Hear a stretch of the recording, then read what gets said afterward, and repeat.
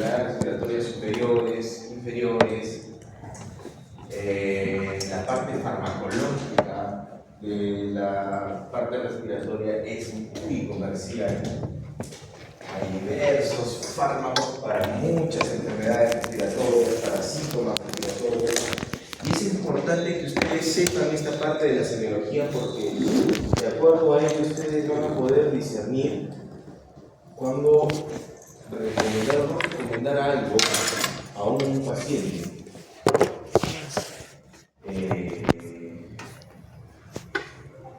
Pon la siguiente. Ya. Recordar, no, solo era la primera del pulmón. Recordar que dentro de la semiología respiratoria primero vamos a repasar un poco de anatomía. La caja torácica incluye todo, ahora vamos a ver algunos parámetros de eso. Se encuentra albergando órganos importantes, estructuras importantes anatómicamente hablando. Dentro de eso están los pulmones. Los pulmones, el corazón y grandes vasos y otros órganos como el timo, ganglios, etc. Siguiente. Todos esos órganos blandos están protegidos por la caja torácica. En el segundo cuadro a la izquierda ven que son más o menos 24 costillas, 2 en cada lado. ¿Ya? Tenemos las 7 primeras que son costillas verdaderas, y la 8 a la 10 falsas, y las 11 y 12 son flotantes. Les dicen flotantes porque casi están en la nada, no van a ser esternón. Recuerden que las costillas salen de la columna y insertan en el esternón. ¿Ya? De ahí salen. Es una zona que está bastante inervada. Entre costilla y costilla pasa el paquete vástulo nervioso, o el banco. Vástulo nervioso, pasa una vena, una arteria y un nervio, el banco. ¿Ya? O V. ¿Ya? Paquete vástulo nervioso. Por eso es que cuando a veces hacen procedimientos e hincan, puede sangrar el tórax. Y tal vez no salga porque te has pinchado el propio pulmón. Cuando tú pinchas el pulmón es como un globo de pulmón. Tú lo pinchas, se reduce, se absorbe, se chupa. No es como que tú pinchas el pulmón y empiezas a sangrar y empieza a salirse el pulmón por el propio hueco donde has hecho. No. Recuerden que el tórax tiene una presión negativa. Quiere decir que cuando tú le haces un hueco, lo de afuera va a entrar. Lo contrario de la abdomen, tiene una presión positiva. Tú le abres la tripa al paciente, todo sale. El tórax no, todo se mete. ¿Ya? Por eso que cuando hay pacientes lesionados con arma blanca, pulsan en el tórax y se coge y todo el aire se mete y el pulmón se chupa, ¿no? Bueno, y fuera de todo este armazón óseo, ¿ya?, que cubre y protege todos estos órganos blandos, la siguiente, está músculos, tendones y la piel, que también es importante, parte de la semiología. A ver la siguiente.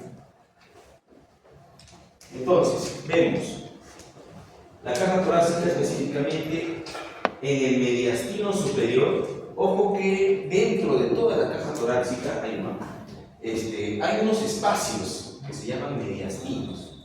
¿Ya? Esos mediastinos, más que nada, son referentes anatómicos. Tenemos el mediastino superior, el mediastino anterior, el medio y el posterior. ¿Ya? Y bueno, solamente para que lo sepan, porque en realidad no es tan relevante, pero sí tienen que saber que existen, que cada mediastino abarca una estructura anatómica, ¿no? El mediastino superior abarca el timo, tráquea, esófago, arterias, arco aórtico, tronco brachiocefálico, que es como una manguerita donde salen arterias que van ahí, una para el brazo y otra para la carótida, para el cuello y el cerebro, ¿no? El tronco brachiocefálico. Arteria carótida común izquierda y la arteria subclavia izquierda. Ese es en el mediastino superior. En el mediastino anterior simplemente está a esta altura, donde limita en la parte anterior el esternón y en la parte posterior el corazón, pero no el corazón per se, sino el pericardio. ¿Ya? En la parte media, el mediastino medio, la estructura más importante es el corazón en sí, Y en el mediastino posterior se encuentra la caja torácica, perdón, la aorta torácica descendente, las venas ácidos, semiácidos y el conducto torácico. Pasa a la siguiente. Ya, estos son los mediastinos. Mediastino superior, donde se encuentran los grandes vasos, por ahí está el timo. En el mediastino anterior simplemente se encuentra el pericardio y el esternón y la parte superior del timo. Mediastino medio del corazón, propiamente dicho, y el mediastino posterior, sí, es entre la columna vertebral y la parte posterior del corazón, y acá se encuentra pues, la aorta descendente, se encuentran otras estructuras más, para que tengan noción de que existe eso. Así es. Bueno, y hablando ya de la respiración, esencialmente, tenemos que saber dónde empieza la respiración. En la nariz, ¿no? ¿Se acuerdan? En cabeza y cuello que hicimos, ¿cuáles son las funciones de la nariz? ¿No? El calentar, purificar el aire, filtrar el aire, ¿no? Empieza por ahí, por las fosas nasales, no por la boca. ¿Puedes respirar por la boca? Sí, puedes, pero no es la vía normal. La vía empieza en las fosas nasales. La siguiente. Una vez que entra el aire por las fosas nasales, se encuentran con los cornetes inferior, medio, superior, entra el aire por acá, la rinofaringe, de la rinofaringe se va a la orofaringe, que lo podemos ver cuando examinamos al paciente en la garganta, y por detrás está el esófago, y por acá adelante está la tráquea. Entonces, cierra el esófago y entra, ¿no?, el aire por la tráquea, por la rinofaringe, la siguiente. Entra por acá, ¿no? Y se va por estos anillos, que es la tráquea. Por detrás de la tráquea está el esófago. Siguiente. Esta es una vista anterior y posterior de la laringe. Acá está el hueso ilioides. Esta como lengua es la glotis, que se abre y se cierra. ¿Ya? Este es el cartílago tiroideo, los ligamentos, y estos son los anillos de la tráquea. Cuando a veces el paciente está mucho tiempo intubado en una unidad de cuidados intensivos, o de repente vemos un paciente que se atraganta con un cuerpo extraño, no puede respirar. Muchas veces ha pasado, ¿no?, con un caramelo, un chicle, etc. A esta altura se hace el corte y se mete un tubo de traqueostomy. La siguiente. Esta es la glotis, mirando por arriba, ¿no? Estos de acá son las cuerdas vocales y estas son otras estructuras anatómicas, ¿no? La comisura posterior, los cartílagos adipenoides, que son estas protuberancias. Por acá entra el aire. Esto se cierra, se cierra. Esto cumple una función respiratoria y también fonética, ¿ya?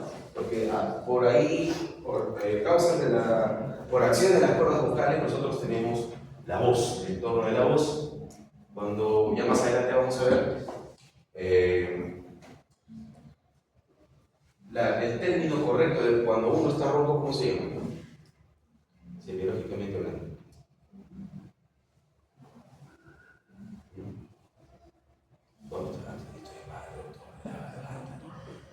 ¿Cómo se llama? Ya. Está bien. Afonía es cuando no puedes hablar. Disfonía es cuando estás ronco. Y afonía es. Normalmente se presenta la disfonía. ¿Ya? A ver, la siguiente. Y una vez que entra el aire, pues se va por toda la tráquea. Esta es la tráquea. Y acá se convierte recién en bronquio. Bronquio derecho y bronquio izquierdo. Si se dan cuenta, el bronquio derecho está más perpendicular, ¿no? Y es un poco más horizontal. Cuando viene un cuerpo extraño, ¿a dónde tiene más probabilidades de irse? ¿Al lado izquierdo o al lado derecho? Al lado derecho, porque anatómicamente es más. ¿Ya? Y una vez, bronquio derecho, bronquio izquierdo, bronquios primarios, se va haciendo más chiquito, va ramificado como un árbol, bronquios secundarios, bronquios terciarios y los bronquiolos. ¿Ya? Los bronquiolos ya son partículas muy pequeñas, diminutas, que al final del bronquiolo viene el alveolo. El alveolo es como una bolsita, ¿no? ¿Han comprado un electrodoméstico? ¿No? cuando sus padres en casa compraban un electrodoméstico, no venían como unas bolsitas que apretas, ya, algo así, es un enmarañado, imagínense, ¿no? De alveolos. Ahora la siguiente. Bueno, y el pulmón en sí no está así desnudo, ¿no? El pulmón está recubierto por una capa que se llama pleura. Y la pleura tiene dos capas, la pleura visceral y la pleura parietal. ¿Ya? Es más o menos, recubre esa telita todo el pulmón y luego se da la vuelta y recubre la pared del tórax, la pared anterior del tórax. Entonces es como hay un espacio virtual en que cuando el pulmón a veces se enferma, se llena de agua, de pus, y aparece. Se llena entre la pleura visceral y la pleura parietal. Ahí almacena agua. Eso se llama derrame pleural. ¿Ya? A ver la siguiente. Y netamente el pulmón, ustedes pueden ver acá una silueta, que es donde encaja el corazón. Es por eso que en el pulmón izquierdo solamente hay 2 lóbulos y en el pulmón derecho hay 3 lóbulos. Recuerden, pregunta de examen. El pulmón derecho tiene el lóbulo superior, medio y inferior, y el pulmón izquierdo solo superior y inferior. Nada más. Cada lóbulo tiene segmentos, pero eso ya es de especialidad de los neumólogos. Cuando empiezan a hacer una broncofibroscopía, dicen, no, acá en el lóbulo, en el segmento tanto, los cirujanos de tórax cuando van a operar van y seleccionan tal segmento de tal lóbulo. Pero suficiente que sepamos que en el pulmón derecho tenemos superior, medio, inferior, y en el izquierdo 2 lóbulos. Bien. El intercambio gaseoso es importante. El aire entra, ahí no, entra por los bronquiolos terminales y se van hasta los alveolos. Miren cómo acá está bien irrigado. Es un enmarañado de arterias y de venas, ¿no? Porque ahí en el alveolo es donde va a haber el intercambio gaseoso. Se va el aire que ustedes inspiran, se abre, y en eso que se abre el alveolo, ¿no? Todos los capilares reciben oxígeno y los mismos capilares que tienen sangre ahí botan el CO2 y lo que ustedes exhalan es el CO2, ¿no? Entonces, como vemos en este circuito es el único circuito donde podemos ver, ¿no? Acá, vena cava inferior, vena cava superior, y las dos desembocan en la aurícula derecha. De la aurícula va hacia la arteria pulmonar. Es la única arteria que lleva sangre venosa. Otra pregunta de examen. Va a los pulmones, hacen el intercambio gaseoso y regresa otra vez la sangre por las venas pulmonares, ¿ya? Que son las únicas venas que llevan sangre arterial, y desembocan en la aurícula izquierda, ventrículo derecho, y el ventrículo derecho plum, hace su eyección y ya saca el agua otra vez a oxigenar todo el cuerpo. La siguiente. Y el intercambio gaseoso es esto, ¿no? Entra sangre oxigenada y el alveolo bota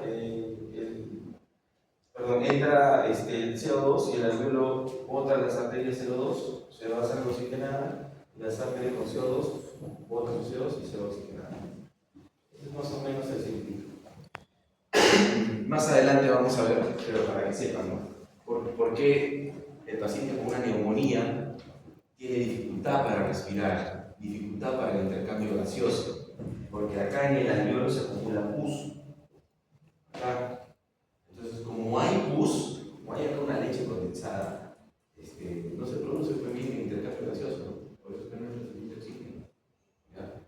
Y la saturación cae. La saturación que hemos dicho de los valores normales, de 96, cae, empieza a caer. Por esta pus que se acumula acá.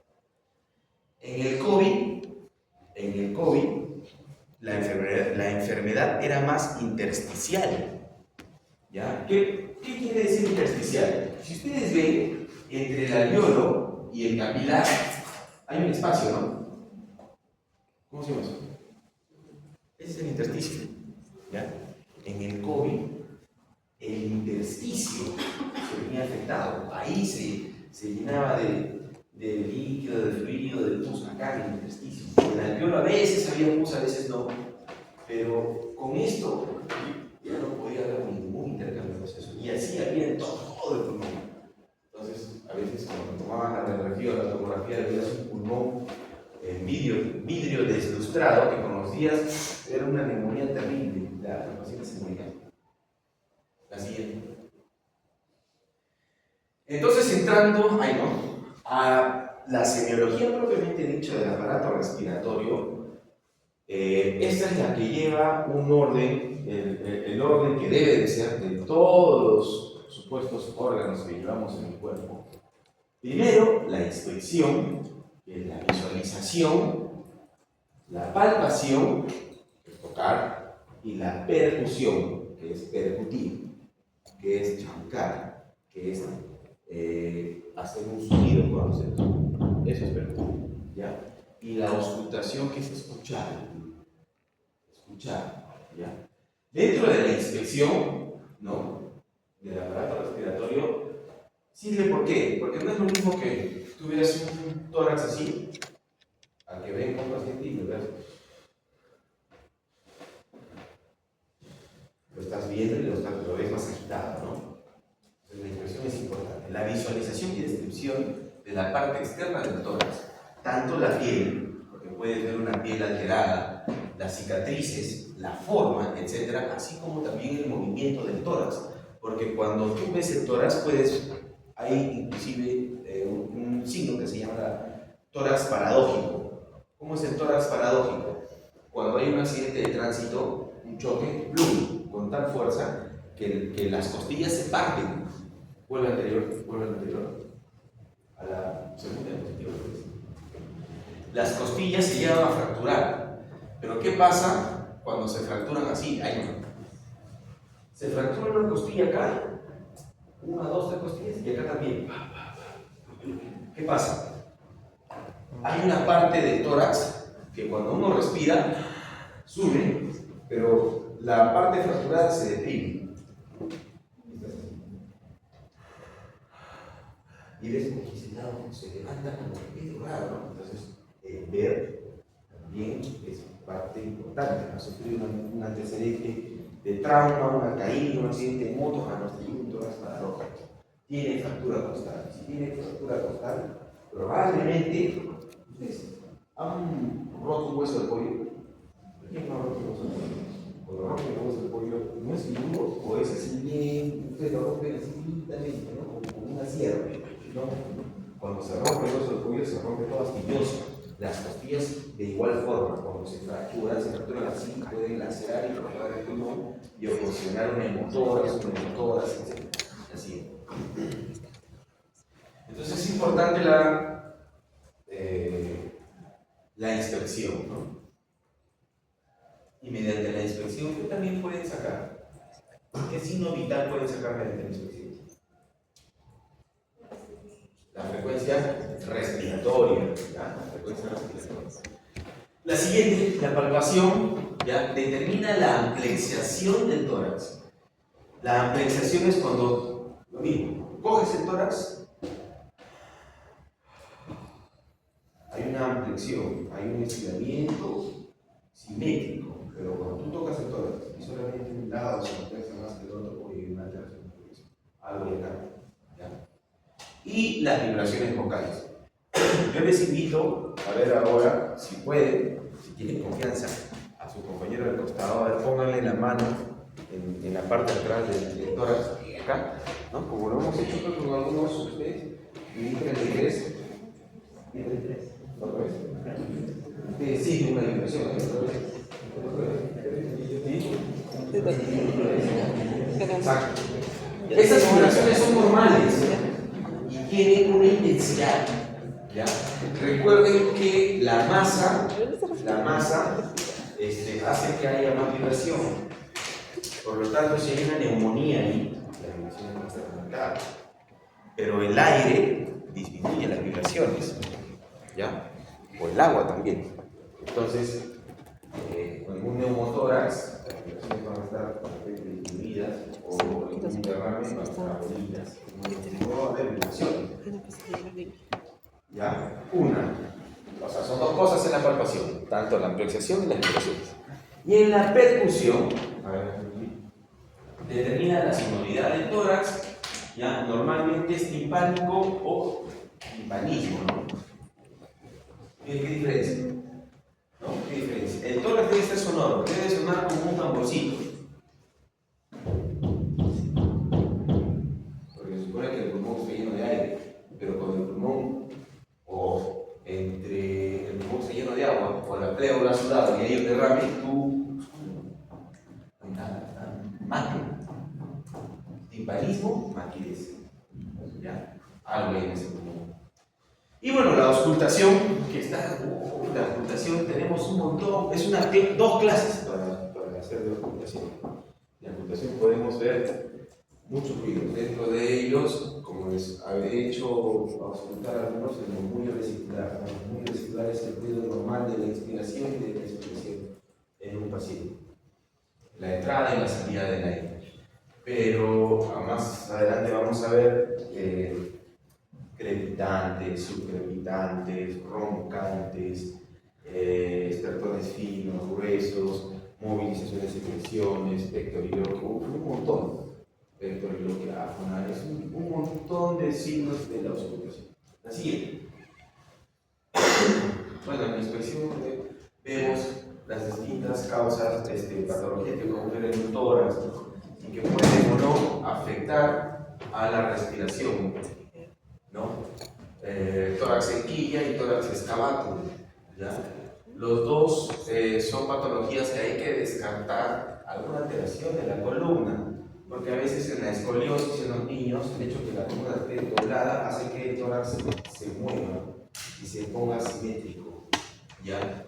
Entonces, ¿esto se opera? Sí se puede operar y tampoco no, porque solo se opera si la deformidad es tan grosera que comprime el corazón y desplaza pulmón. Entonces, el paciente va a hacer ejercicio y se cansa más, ¿no?, que sus compañeros. Cuando tiene una dificultad en su respiración, cuando tiene dificultad en sus actividades normales, se opera. Pero la gran mayoría, por ejemplo, este tórax no se va a operar. O sea, si se va a operar, se va a operar por algo estético, pero no porque perjudica su salud. Así, hay que ver cicatrices. Siguiente. De operaciones pueden ser cardíacas, son cicatrices de operaciones pulmonares, neumonías, etc. Así. En la palpación, ven cómo palpan para hacer la ampliación, y acá, no, más que nada ampliación. Lo que yo les he hecho hacer es para ver vibraciones vocales, para la ampliación, se agarra así, a respirar, la siguiente. La percusión, normalmente la percusión la hacemos con dos dedos en el tórax y nosotros charcamos nuestro dedo. Siempre debe ser comparativa. Este es el tórax, percutimos en el lado superior izquierdo, lado superior derecho. Lado izquierdo medio, lado derecho medio. Lado izquierdo inferior. Tienen que tener cuidado cuando percutan, porque a veces cuando percuten en el lado inferior derecho puede haber rigidez y les puede engañar porque el hígado puede estar grande. El hígado es una masa y a veces cuando el hígado está muy grande desplaza un poco hacia arriba, sobre todo los bolitas que están acá. Acá hay algo, ¿no? Es el hígado que está empujando. La siguiente. Y las zonas de auscultación, igual, la auscultación igual. Tercio superior, izquierdo, derecho, medio, izquierdo, derecho, inferior, izquierdo, derecho. Estos son otros puntos más que puedes auscultar en el lado del tórax. Tienes ruidos secos, que son los sibilantes y los roncantes, y los húmedos, que son los crepitantes y subcrepitantes. Los crepitantes en neumonías y los subcrepitantes en edema agudo de pulmón, y también los puedes ver en asma. Igual que los sibilantes, o sea, los en el asma pueden ver los bien. Bueno, y otro síntoma, ya entrando a netamente que son síntomas respiratorios, semiológicos, tenemos la disnea. ¿Qué es la disnea? Dificultad para respirar. Es lo mismo que taquidia. ¿Qué es taquidia?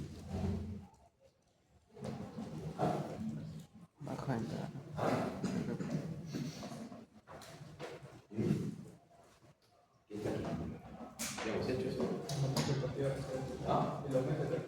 Claro. O sea, la disnea es como, no puedes respirar bien.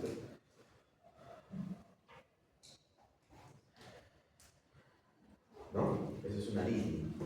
Que tú puedes tener una dificultad respiratoria, pero estar con una frecuencia respiratoria de 16, que es lo normal. Pero otra cosa es la disnea, que es la taquipnea.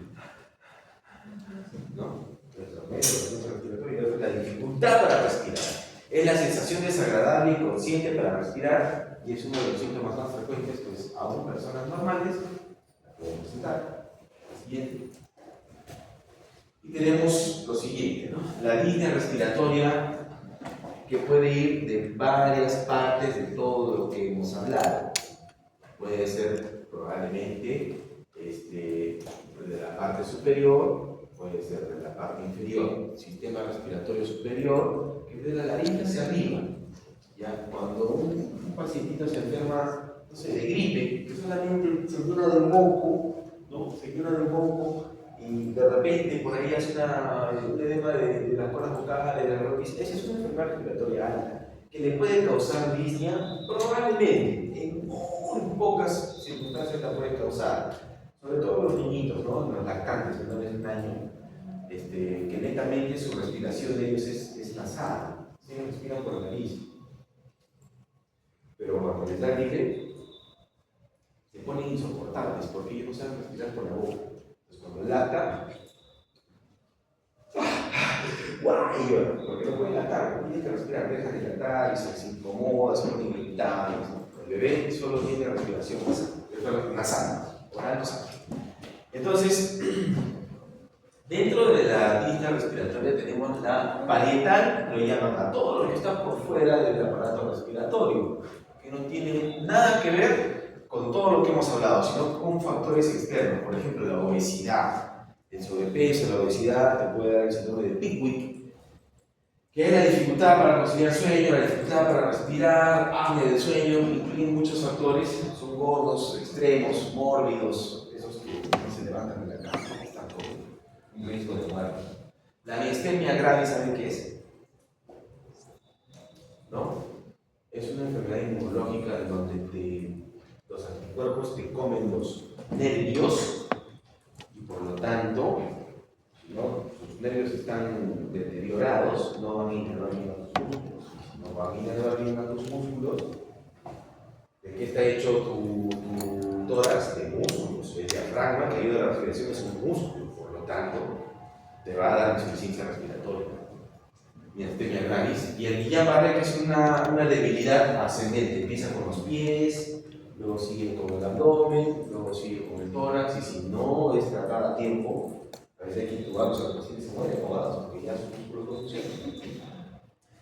Y la parte laringotraqueal, ya, eso ya hablamos, sistema respiratorio inferior, laringotraqueitis, cuerpos extraños y el estridor. Ese estridor es un ruido especial que hace la glotis, la laringe, al borde de la tráquea, es un ruido muy especial. Una laringotraqueitis con fiebre se considera una emergencia, ¿no? El niño se levanta súbitamente en la madrugada con fiebre, con un estridor se le llama una tos como que de perro, es un ruido bien característico, no es una tos normal, es una tos como que tendrían que escucharla para darse cuenta de que este es un estridor, ¿no? Bien particular, hay que tratarlo con antibióticos. Bronquial, el asma, los bronquios, ¿ya? Los bronquios terminales, el asma, el silbido, la tos, ¿ya? Y a la auscultación, también los silbidos y los sucreos, ¿no? Y pulmonar, netamente pulmonar, como hemos hablado, las neumonías, los alveolos y el lupus. Tenemos granulo infarto pulmonar. Bueno, ese infarto pulmonar fue escuchado. Pocas veces he visto un infarto pulmonar. Lo que sí he visto, también rara vez, pero más que infartos pulmonares, ha sido el tromboembolismo pulmonar. Pacientes que sufren de varices de miembros inferiores, ese coágulo se suelta y empieza a viajar por todas las venas, ¿no? Recuerden que las venas, las venas desembocan en ¿dónde? La vena cava inferior no se boca. Aurícula, ¿no? Y la aurícula va al ventrículo derecho. ¿Y el ventrículo derecho a dónde va? Manda un coágulo al pulmón. Y tomas una radiografía y se ve como una neumonía, pero no, es un tromboembolismo pulmonar. Por eso es que los pacientes que tienen sus varices y empiezan a hincharse, empiezan a ponerse roja la pierna, le hacen un ecodoppler y ven que hay un coagulito ahí y le empiezan a dar anticoagulantes. Porque si no tratan eso, se desprende un coágulo y se va al pulmón. O también se puede ir a dónde? Al cerebro. Y hace aquí también una ACV. Y bueno, crónicas que ven es el EPOC es una enfermedad pulmonar obstructiva crónica, el EPID es una enfermedad pulmonar intersticial difusa. Esto te puede dar secuela de tuberculosis y esto te puede dar el tabaquismo y el hecho que hayas cocinado a leña en tu niñez. Y bueno, la TB, pues, la tuberculosis pulmonar, que eso sí te puede causar bronquiectasis. Y las atelectasias, que son lesiones pulmonares que se retraen, y los lóbulos que hemos visto, los segmentos, se retraen. Y bueno, el cáncer pulmonar. Y el derrame pleural, ¿no? La pleura a la cabeza, los derrames pleurales y el neumotórax, ¿no? Que hemos visto que es el compartimiento de la pleura visceral y parietal, ahí se acumula agua, ¿no? Ahí se acumula agua, o aire también. La siguiente. También tenemos otros orígenes de la disnea, ¿no? Como la disnea cardíaca. Bueno, pero ahí la disnea cardíaca es más que nada por falta de perfusión. Recuerden que el corazón es el que manda la sangre a todo el cuerpo. Y si el corazón no tiene la fuerza necesaria para mandar sangre a los tejidos periféricos, a tu pulmón, a tu hígado, a tu intestino, etc., entonces no se va a perfundir bien, por lo tanto va a haber una dificultad para respirar, una dificultad para que se oxigenen los tejidos. En la parte aguda tenemos un edema agudo del pulmón, se llena de agua el pulmón a causa del corazón. Y crónica, una congestión pulmonar crónica, lo mismo, pero de manera lenta. La disnea sanguínea, la anemia. Recuerden que si nosotros no tenemos, o sea, ¿quién transporta el oxígeno? El glóbulo rojo, ¿no? Y si estamos con anemia, no va a haber quién transporte oxígeno, pues. Tenemos un corazón bueno, un pulmón bueno, pero no tenemos glóbulo rojo, vamos a tener un tipo de disnea. Disnea textural, bueno, los ejercicios, la fiebre y el hipertiroidismo, que son patologías que también le pueden dar. Y la disnea centrógena, ¿no? Excitación de los centros respiratorios. Recuerden que el centro de la respiración está en el piso del cuarto ventrículo, a nivel cerebral, ¿ya? O sea que si tienes una encefalitis, si tienes una cirrosis, una ACV o una psicosis, puedes tener una hiperventilación, una disnea, ¿ya? Así. Y la cianosis. ¿Alguien ha visto una cianosis? ¿No? ¿Nunca viste una cianosis? Cuando ustedes en algún momento tengan la oportunidad de ver en pacientes con EPOC, pacientes que han sido fumadores de años, ¿ya? Pacientes que acá están con su cigarrillo de manera crónica, ¿no? Le ven la punta de los dedos y están medio moraditos. Eso es la cianosis. O cuando suben inclusive a la altura, a mucha altura, se les pone cianótica la boca y los dedos. Pacientes con insuficiencia respiratoria súbita se ponen cianóticos. Es la coloración azulada de la piel, mucosas y lechos unguiales, ¿ya? Por la existencia de por lo menos 5% de hemoglobina reducida en la sangre, ¿no?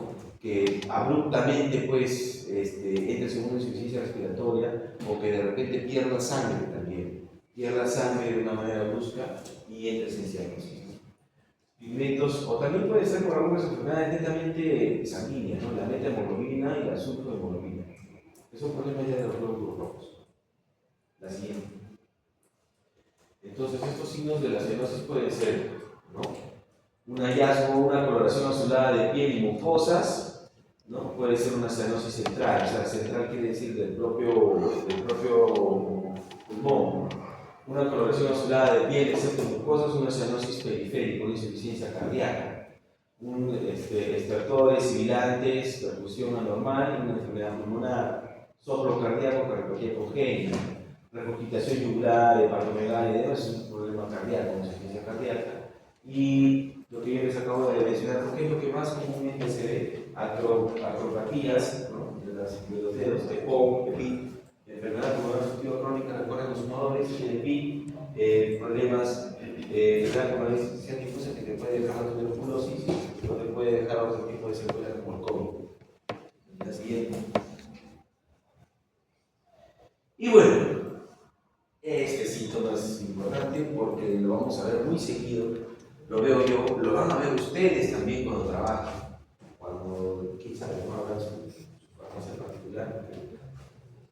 Cada vez que uno hace una profesión, casi siempre la idea es no depender de nadie, ¿no? La idea es no depender de un sueldo del Estado o ser empleado de algo, sino que algo propio, ¿no? Esa es la mira, al menos aparte de la vocación que uno tiene para hacer una carrera. Bueno, este dolor, este síntoma, ¿ya? El dolor torácico es muy frecuente, lo hemos visto también en lo que es energía cardiovascular, porque se puede atribuir también a problemas cardiológicos muy frecuentes, sobre todo en pacientes que tienen factores de riesgo, ¿no?, cardiovasculares, como hemos dicho, ¿no?, obesidad, tabaquismo, diabetes, hipertensión. Todos aquellos pacientes que tengan factores cardiovasculares, hipertensión y sobre todo diabetes, y se les acerca y les dicen ¿qué puedo tomar para el dolor? Porque me duele el pecho, a ese tipo de pacientes no les den nada. No sé qué, usted tiene que ser evaluado en una emergencia, porque ahí le tienen que hacer, ni siquiera un consultorio, no espere mañana y saque cita con su médico de cabecera, no, nada, tiene que ser a la agencia, tiene comorbilidades, tiene que poder recursos, porque muchas veces puede ser un dolor de tipo cardíaco, y eso es fatal. Pero es un síntoma de extraordinaria importancia porque los diversos infectados de enfermedades banales hasta graves. Pero yo les sugiero algo. Es mejor pecar por exceso que por defecto. ¿Ya? Eso tenganlo bien claro. Generalmente, cuando es localizado retroesternal, precordial, pulsada de costado o de cara posterior, ya todas las estructuras del tórax poseen diversos receptores para el dolor, excepto el parénquima pulmonar, los bronquios pequeños, ganglios nerviovencerales. Y de las vías conductoras son los nervios intercostales. Recuerden que la caja torácica está muy inervada, ¿ya? Si bien es dura y protege, pero está bien inervada. Tanto así que, a ver a su compañero de costado, háganle así nomás en una costilla. A ver qué van a hacer. Nunca han visto las peleas de box. Se están metiendo la cara, pero les da el mismo ¡pum! Se arrodillan, se caen y bien. Porque despierta tal dolor que se les va. Entonces, ¿cómo es el dolor torácico? El dolor torácico con características específicas pueden ser banales. Y el dolor torácico con ciertas características pueden ser fatales. Primero, ¿no?, ver en sí al paciente en general. Si es un paciente joven, si es un paciente sin factores de riesgo, si es un paciente que si me duele el pecho, doctor, y se toca acá en el centro, entonces me duele acá, y siento como una punzada que va hasta atrás, ¿no? Y yo siento que me va a dar un infarto. Y ahondando más en el trastorno del paciente con full preocupaciones y estrés, pues, eso puede ser un dolor torácico no grave, ¿no? Puede ser una osteocondritis, puede ser un estrés, etc. Pero si el paciente es una abuelita que toma su pastilla, toma su vitamina, una sensación como que le punza, no, como una precordial. Ahora, el esternón precordial se está acostando. Le damos un electrocardiograma, le pide la sangre. Tiene que hacer otro pedazo. La siguiente. Causas de dolor. Esta diapositiva me la he pirateado de un colega internista, ¿ya? Doctor Javier Gachino, un buen amigo. Me parece muy interesante esta diapositiva, ¿no? Dolor de origen cardíaco, tenemos la isquemia miocárdica, arritmias y valvulopatías. Dolor de origen pleural y pulmonar, tenemos la pleurodinia, la neumonía y el neumotórax. Dolor de origen esquelético, la costocondrinia, que es el dolor de una osteocondritis, que es el dolor del cartílago que une la costilla con el esternón. El espasmo muscular, porque puede haber espasmo pulmonar o espasmo muscular en el tórax. Y la fibrositis. Esa fibrositis está muy ligada también a la fibromialgia, ¿no? Las pacientes fibromiálgicas han visto a un paciente o un familiar o alguien fibromiálgico, ¿no? ¿Saben qué es la fibromialgia? ¿No? Es un dolor crónico inexplicable de los tendones o de los músculos que no tienen un origen propio, no es ni artritis reumatoide, no es nada. La fibromialgia se desencadena mucho cuando hay mucho estrés. En gran porcentaje les dan a las féminas, ¿ya? Y siempre hay duda, no duda, ¿no? Sino hay peleas, ¿no? De quién chapa ese paciente, de qué especialidad se va con las fibromialgias, o el psiquiatra o el reumatoide, porque muchos componentes supratentorial. Cuando hablo de supratentorial es psicológico. Luego sigue el dolor de origen vascular, la aorta, la arteria pulmonar, dolor de origen gastrointestinal, que también puede dar una hernia, una esofaginitis, una úlcera péptica, que puede simular un dolor de tórax. Y dolor de otro origen, ¿no? Estado de ansiedad, tumor intratorácicos, el herpes zóster, que hemos hablado un poco de eso en estas cosas. Así, ya, y la hemoptisis, eso también es importante saber. Es muy frecuente la tuberculosis, ya hemos hablado que en Perú es muy frecuente, ¿ya? Con nuestras políticas públicas, en Tana, porque somos una zona fronteriza. En líneas generales, la hemoptisis, ¿no?, es la expulsión de sangre por la boca procedente del árbol traqueobronquial, ¿no?, o parénquima, habitualmente con tos. En este caso, miren, tos. En la práctica vamos a ver bien por qué se da la tos, porque es un síntoma muy importante. Pero solo en este caso, y en la parte de tos alérgica, se debe dar el dextrometorfano, que es un antitusivo. El dextrometorfano en realidad no se debería prescribir para gripes, no se debería prescribir para asma, no se debería prescribir para neumonías. ¿Por qué? ¿Alguien me dice por qué? Y eso llévenselo bien, porque yo de médico general recetaba dextrometorfano hasta cuando hice mi especialidad y lo corté por neumología en el CENES de María Auxiliadora de Lima, y me dieron de algo. Pero porque yo veo también muchos farmacéuticos que lo recetan y no está bien. Los antitusígenos están hechos para inhibir la tos, pero como ustedes han visto cómo es todo el árbol bronquial, cuando existe una infección y hay una neumonía, ¿qué hay? Hay pus, que está en el árbol bronquial, que está en el alveolo. Y un mecanismo de defensa del cuerpo es hacer fiebre. ¿Para qué? Para matar a la bacteria, porque la bacteria muere a determinados grados centígrados. Otro mecanismo de defensa es la tos, pero con la tos vas a expectorar, vas a botar flema, vas a expectorar bichos. Y si yo me doy un jarabe para la tos, ¿qué va a pasar? Ya no voy a toser, toda la flema se queda acá. Probablemente no tenga neumonía, tengo una bronquitis con flema, pero por inhibir mi tos, esa flema va a ir más abajo, y se va a trancar en el alveolo y voy a decir una neumonía. ¿Qué me conviene en un proceso gripal o bronquial? Darle mejor mucolíticos para que pueda botar toda la flema que tiene ahí. Acetilcisteína, erdosteína. Doctor, siento acá que no puedo botar una flema y estoy tosiendo. Deme algo para la tos. Le dan algo para la tos. La paciente a las 2 o 3 días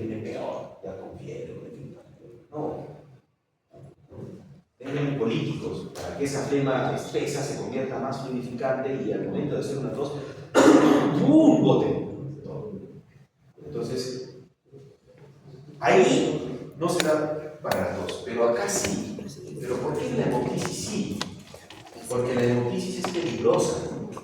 La hemoptisis en un paciente con tuberculosis o con cavernas, porque el paciente que ya pasó la tuberculosis puede seguir con hemoptisis, sí, porque en el pulmón ha quedado un hueco, ¿ya? Y en ese hueco ha quedado ahí toda la cicatriz, todo, que cuando tose se rompen los vasos y ¡pum! Va a expulsar sangre, ¿no? Entonces la cosa ahí es que el propio paciente se va a ahogar con su sangre si empieza a toser mucho. Entonces ahí conviene que no tosa, porque con la tos vibra el pulmón, vibra el parénquima y ahí se puede romper vasos y hacer hemoptisis. Acá sí se puede dar para la tos. Y bueno, en un problema alérgico también. ¿No? Recuerden que por estas fechas, primavera, abundan mucho los pacientes con calineo, rinorrea y tos también, ¿no? Ojo, porque a veces los pacientes alérgicos en esta época empiezan a hacer unos espasmos asmáticos. Pero si no es asmático y tiene una tos de alergia, sí le puede dar un cachito de vista. Para la alergia, Claro, tenemos antihistamínicos de primera, segunda, gentrocetricina, tercera, la levocetricina, la levotiratina. Tenemos otros componentes también para la alergia, el montelukast, los antimucosígenos, tenemos la tefilina, tenemos unos corticoides también, pero los corticoides no son recomendados, ¿no? En casos puntuales los corticoides, ¿no? Recuerden que los corticoides ayudan mucho en la alergia, sí, ayudan mucho, pero máximo 1 o 2 días cuando tienes una alergia brutal. De preferencia no usarlo, ¿no? Pero si no hay más, podrían usarlo. Lo malo es que, miren, el paciente, he escuchado muchas historias de esto. Doctor, fui a la farmacia y me dieron esto. Y me hizo bien. Me dieron dexametasona. Y el paciente empezó a tomar eso cada vez que le daba alergia. 3 meses estuvo tomando cada 3 días, cada 5 días, dexametasona con medicina. Entonces, cuando yo lo vi en diciembre, lo vi todo rojo, hinchado. Hizo un síndrome cushinoide por exceso de corticoides. Estaba haciendo diabetes, tenía acné, todo, se sentía mal. Es más, ya tenía el sodio alterado, entonces todo su medio interno se alteró por el corticoide.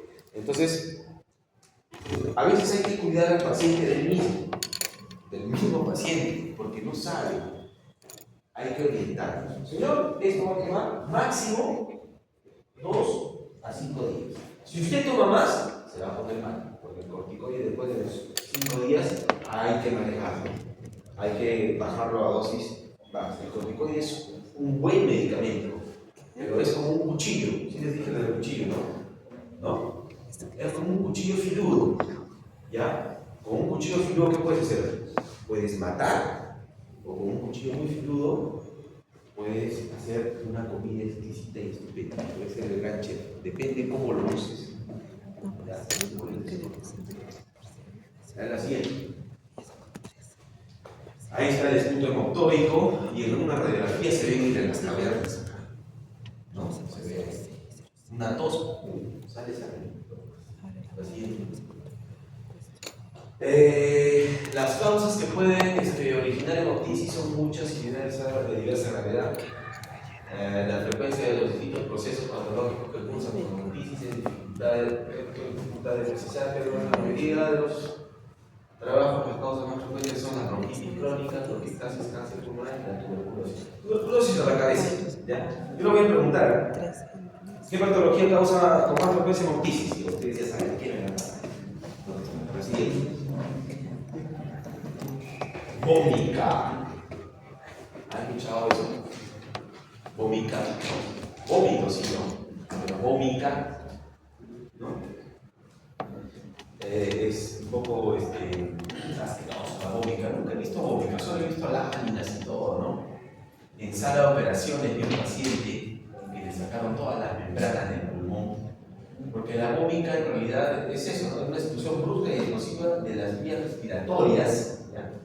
De una gran cantidad de pus o líquido de otra naturaleza al volcarse en un bronquio de rendimiento, o sea, a la cabeza la hidatinosis pulmonar, el quiste hidatídico, ¿ya? Es un parásito que te contagia el perro. Por eso no dejen que el perro le gana la cara. Ahora sí es una mascota de ellos, tienen desparasitado, pero ¿quiénes sufren de quiste hidatídico? Los que tienen granjas, ¿ya? Las personas, he visto mucho de las personas antondinas, las personas de la zona andina de la sierra que tienen su granja, que tienen sus vacas, que tienen su burrito, ¿ya? Y ese parásito está en las heces de las vacas. Y si tienen vacas, tienen perros, y los perros están oliendo todo, están lamiendo todo. Los perritos se lamen en la zona genital, la zona anal, todo, y luego van a lamer su cara, ¿no? Entonces, ahí se contagian de la hidatinosis, ¿ya? Y ese quiste, ese hidatinosis viaja a torrente sanguíneo y se deposita en dos órganos principales, en el pulmón y en el hígado, ¿ya? Entonces, cuando está en el pulmón, es como una bolita, es como un quiste, ¿ya? Bien frágil que ante cualquier tos brusca o un golpe, ¿ya? Se rompe y al romperse tiene que salir por algún lado. Va al bronquio y el paciente bota todo eso. Eso se llama vómica. Tipos de vómica. Vómica bronquiopulmonar, supuración de pulmones. Bueno, también puede ser por abscesos pulmonares, ¿eh? Pero la gran mayoría es por este parásito que hay en el Perú, es muy frecuente. Quiste hidatídico, bronquiectasis. Pleurales, colecciones supuradas de gran cantidad. Enquistadas, también puede haber esos quistes en la pleura. Mediastínicos se encarga y siguen las colecciones supuradas de la región y la vómica extratorácica, colecciones purulentas subdiafragmáticas cerca del hígado. La siguiente. Así sale. Cuando opera, sale así. Y acá adentro está el parásito. Ustedes le toman una tomografía, ¿no? Tomografía axial computarizada mostrando masa quística con nivel hidroaéreo en base pulmonar derecho. O sea, nivel hidroaéreo quiere decir que es una bola. Esta bola no está totalmente llena de agua, sino está a la mitad, ¿no? Nivel agua, aéreo. Y eso se rompe y sale por los bronquios y lo tienes que cortar. Eso se llama vómica. La siguiente. Otro síntoma que hablamos en principio, ¿no? La disfonía. Y con esto ya acabamos. La disfonía es la alteración, ¿no? De la voz que se manifiesta por un cambio de tono, intensidad, timbre y duración. La laringe cumple dos funciones: valvular, protectora de la vía aérea, y generadora de la voz o de la comunicación, ¿no? Entonces, la disfonía puede ser por síntomas respiratorios, que puede ser por una laringitis, una inflamación de las cuerdas vocales, ¿no? O también puede ser por un sobreesfuerzo de la voz cuando vamos a un concierto, cuando cantamos, ¿no? Esforzamos mucho las cuerdas vocales y tenemos con disfonía. Los cantantes sufren de disfonía, ¿ya? Y cuando hay degeneración de las propias cuerdas vocales, ya es por un nódulo que crece en las cuerdas vocales o cáncer también. Siguiente. Hasta acá, ¿alguna duda, alguna pregunta? Este tema es muy bonito. Solo nos falta un tema más, tubo digestivo. Y ya después el otro examen le dicen su parcial. ¿Ya? ¿Listo, muchachos?